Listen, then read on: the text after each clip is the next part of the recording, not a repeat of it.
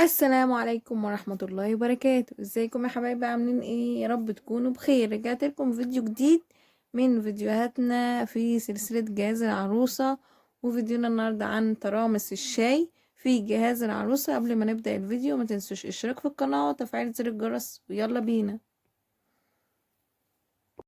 ورجعت لكم يا حبايبي، وزي ما قلت لكم فيديونا النهارده عن الترامس في جهاز العروسة.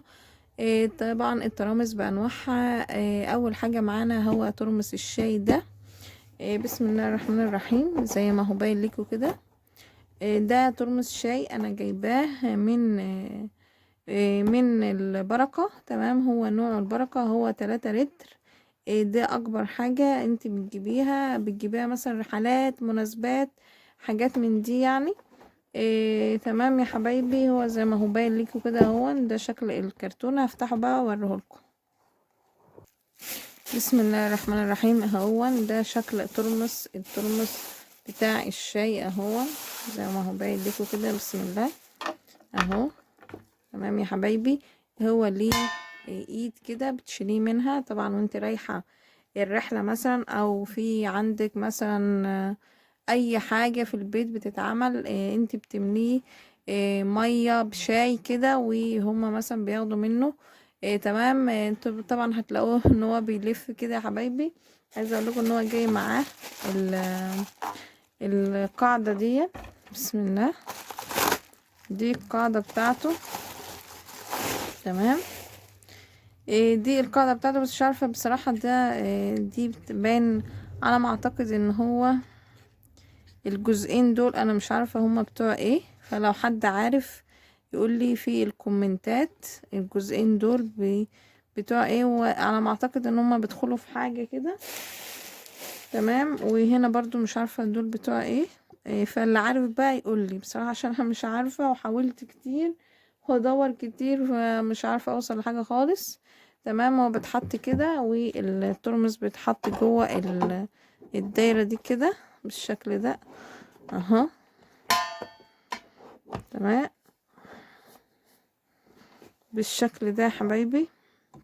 بيحط الكوباية هنا وفيها فتحات كده، بحيث ان ايه لو المية مثلا، في مية وقعت من هنا بتنزل تحت كده، وبعد كده انت ايه بتفضيها. تمام. بتضغطي بقى على الزرار كده، بتضغطي على الزرار من فوق، بينزل من بالشكل ده.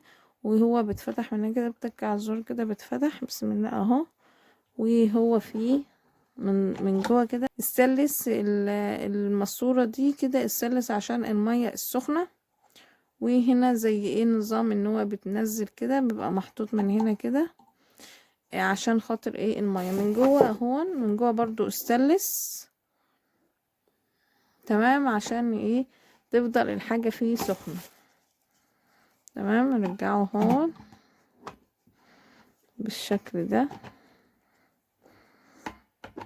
وتضغط كده. تمام يا حبايبي، هو ده شكل الترمس الشاي بتاعنا. هو طبعا 3 لتر. تمام. انتوا برضو قولوا رايكم فيه ايه. وده كان اول حاجة معانا. تاني حاجة معانا يا حبايبي هو الترمس الشاي الصغير. هو لتر و200 يعني.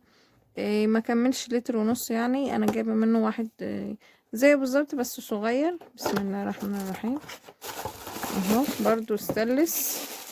بصراحة هو افضل حاجة الستانلس يعني وكده، بس طبعا العروسة بتنوع. بسم الله اهو. ده ترمس شاي طبعا صغير. لو مثلا انت هتاخديه في مشوار مثلا ما فيهوش عدد كتير يعني، انت وجوزك وكده، فمش هتبقوا محتاجين ميه سخنة كتير. فده بتفتح كده. هو من جوه اهو ستانلس. تمام. وده الغطا بتاعه.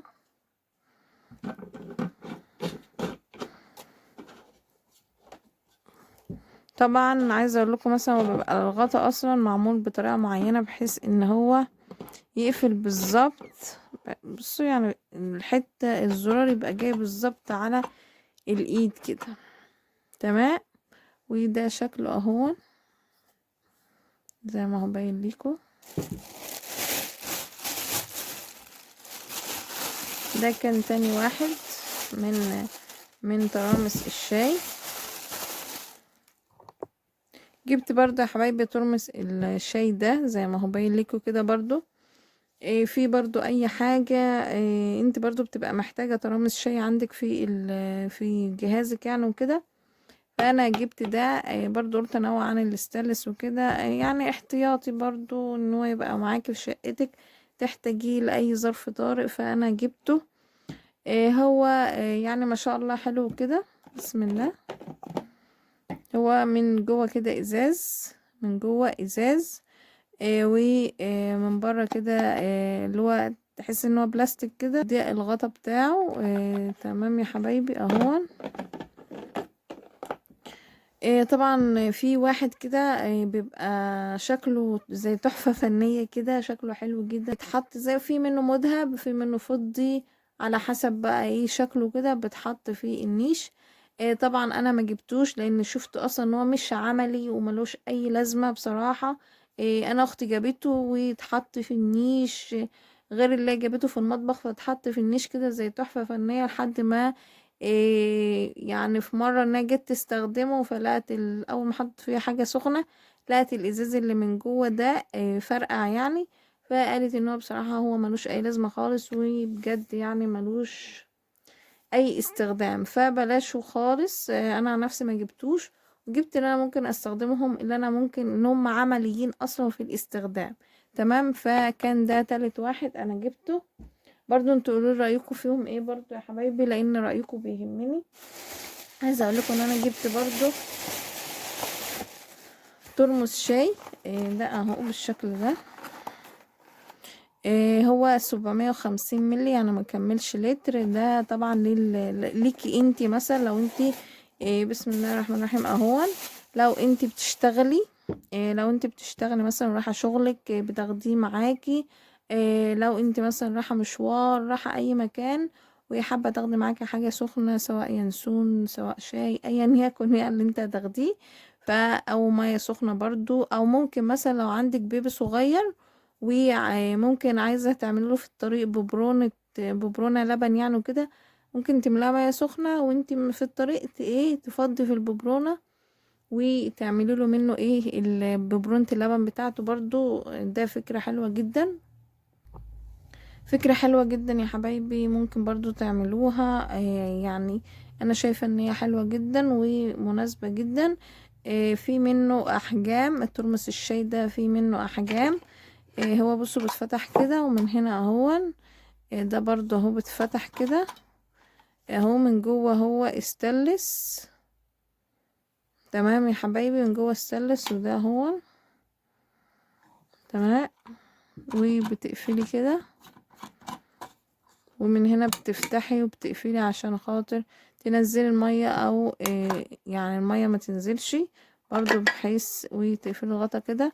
وان انت برضو ممكن تشيليه من ايده من هنا كده بحيث برضو ان انت لو اتقلب كده او كده المية ما تتكبش منك وكده. تمام. ده كان رابع ترمس شاي هنا جايباه.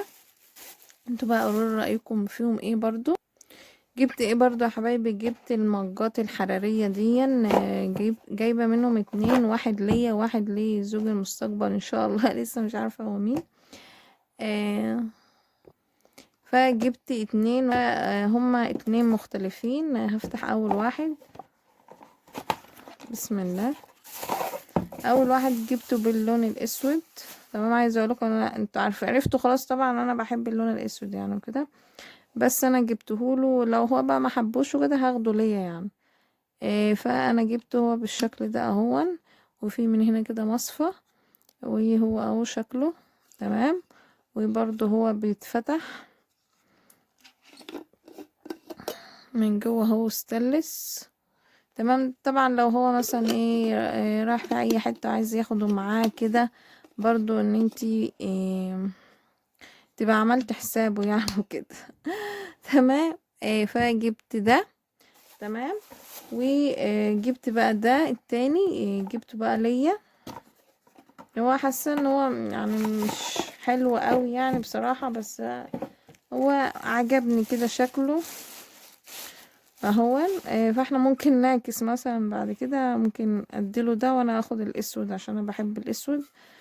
ده اهو زي ما هو باين لكم كده، بصوا بيتفتح من هنا كده، ودي هنا الفتحة بتاعت الشرب كده، وقفل كده تمام، وبتلف كده اهو من جوه برضو استانلس اهو.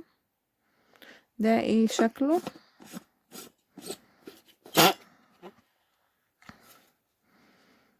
تمام يا حبايبي، ده كان اللي هو المجات الحرارية، طبعا بتحط فيه الحاجة بتفضل ايه سخنة. تمام يا حبايبي، دي كانت بقى ترامس الشاي في جهازي.